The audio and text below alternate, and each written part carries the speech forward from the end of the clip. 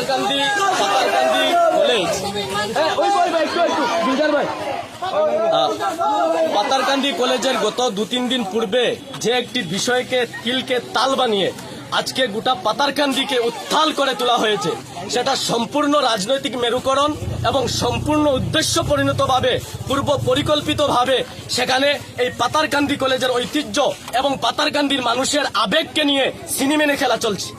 আজকে আপনারা নিশ্চয়ই অবগত আছেন, এই পাতারকান্দি কলেজ যখন প্রথমে স্থাপন করা হয়েছিল মরহুম শহীদ কমরুল হক প্রফেসরের অক্লান্ত পরিশ্রম এর মাধ্যমে এই পাতারকান্দি কলেজকে যখন প্রথম স্থাপন করা হয়েছিল, সেই সময় ধরে আজ দিন পর্যন্ত বড় একটি দুষ্ট চক্র সেই পাতারকান্দি কলেজের ঐতিহ্য এবং সুনামকে ধ্বংস করার জন্য কাজ করে আসছে। তারই পরিপ্রেক্ষিতে গত 2 দিন পূর্বে একজন শিক্ষকের নামে মিথ্যা অপবাদ দিয়ে সেই পাতারকান্দি কলেজের ঐতিহ্য এবং সুনামকে ধ্বংস করার জন্য বড় একটি চক্রান্ত করে আজকে একের পর এক করে আমাদের সেই পাতারকান্দি কলেজের শিক্ষক মন্ডলীদেরকে অন্যায়ভাবে পুলিশ প্রশাসনের মাধ্যমে গ্রেফতার করে নিয়ে আনা হয়েছে। আমরা বৃহত্তম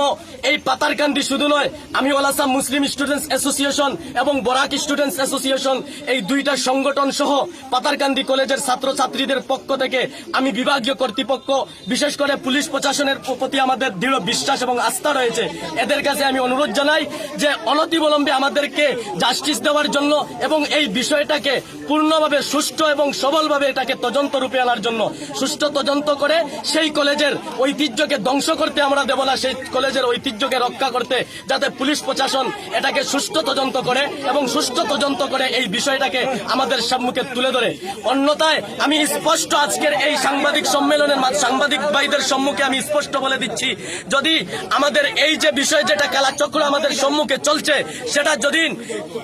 মাত্র কয়েকদিনের ভিতরে যদি বন্ধ না করা হয়, এই দুষ্ট চক্র যদি তাদের দুষ্টামিকটা বন্ধ না করে, তাহলে আমরা আগামীতে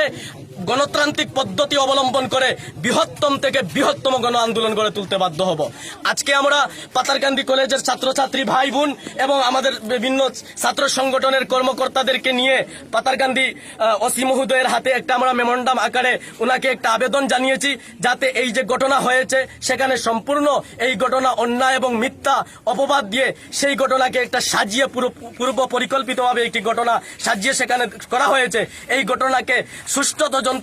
সুষ্ঠুভাবে এটা তদন্ত করার জন্য, বিশেষ করে আমাদের যে শিক্ষক মন্ডলীদেরকে এখানে অন্যায়ভাবে অ্যারেস্ট করা হয়েছে, ছাত্রভাইদের সম্মুখে ফাইনাল এক্সাম রয়েছে, এই সময় যদি শিক্ষকদেরকে গ্রেফতার করে নিয়ে যাওয়া হয় তাহলে আমাদের ভবিষ্যৎ কোথায় যাব? আমাদের ভবিষ্যতের কথা চিন্তা করে, আমাদের এই ছাত্রছাত্রী ভাই বোনদের ভবিষ্যতের কথা চিন্তা করে যদি অন্যায় না করে থাকেন এই শিক্ষকরা, যদি আমাদের কথা যদি সত্যি হয়ে থাকে, তাহলে এই শিক্ষকদেরকে অনতিবিলম্বে মুক্তি করে এদেরকে ছেড়ে দিতে হবে। আর যদি অন্যায় করে থাকেন তাহলে এটা আমাদের সামনে স্পষ্ট করে দিতে হবে যে এটা এরকম করেছে। আর যদি এরকম কালা হাতগুলা যেরকম আমাদেরকে পরিকল্পিতভাবে আমাদের সাথে লাগিয়ে আসছেন, এদেরকে ধ্বংস করে যদি প্রশাসনের মাধ্যমে না দেওয়া হয়, তাহলে আমরা বৃহত্তম গণ আন্দোলন করে তুলতে বাধ্য হব। ধন্যবাদ।